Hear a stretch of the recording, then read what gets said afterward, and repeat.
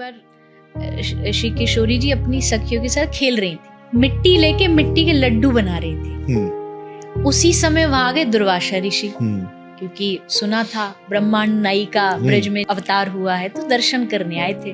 प्रणाम किया। ललिता विशाखा ने कही बाबा यहाँ, ब्रज में ऐसे ही बोलते हैं डायरेक्टली बाबाओं से भी, बाबा यही हो। तो दुर्वासा ऋषि आए, बोले हमारी किशोरी जी ने लड्डू बनाए, खाएगो? तो बाबा बोले लड्डू, हाँ लाओ। बाबा सोचे कोई बढ़िया लड्डू होंगे, लाए तो मिट्टी के लड्डू। दुर्वासा ऋषि को थोड़ा तो हुआ, मिट्टी के लड्डू कैसे खा लूं, ले बाबा खा ले। तो उन्होंने बड़े डरते हुए लिया और सोचा थोड़ा इज्जत रह जाए, लाज रह जाए, थोड़ा सा लड्डू लेके मुंह में डाला और जैसे डाला, आहा, मतलब कभी जीवन में ऐसा कुछ खाया पाया नहीं उन्होंने। आनंद में भर गए और आशीर्वाद लिया, लाली तेरे हाथ में अन्नपूर्णा है, जो तेरे हाथ का बना भोजन पाएगा उसकी लंबी दीर्घायु हो। अब ये बात पूरे ब्रज में फैल गई कि राधा रानी के हाथ से जो पाएगा उसकी दीर्घायु होगी। ये बात यशोदा मैया को पता लगी। मैया बोली अब तो मैं अपने लाला को यही के हाथ को खिलाऊंगी ताकि मेरी लाला की लंबी उम्र हो। तो बुलाया, न्योता भेजा, श्री जी आई।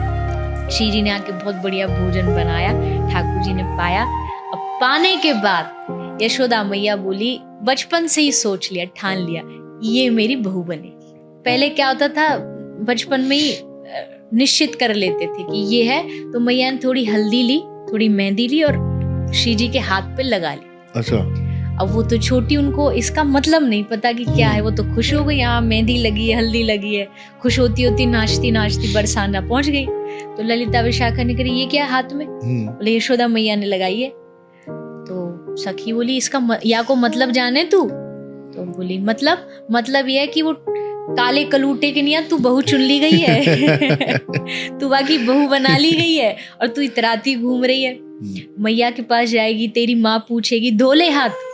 तो आज भी बरसाने में कुंड है, प्रिया कुंड इसका नाम है, बहुत प्यारा स्थान। आज भी वहां जाके आप अगर 10 मिनट बैठ जाते हो ना शांति से, आहा, सब कुछ भूल जाओगे, ऐसा स्थान है। तो वहां जाके श्री जी ने अपने हाथ धोए।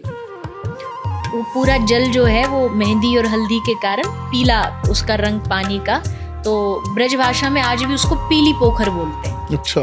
तो ऐसे ठाकुर जी के लिए श्री जी बचपन से ही चुन ली गई थी और उनका विवाह भी हुआ है, ऐसा भी गर्ग संहिता में लिखा। समझ आ रहा ना, शादी हो गई थी।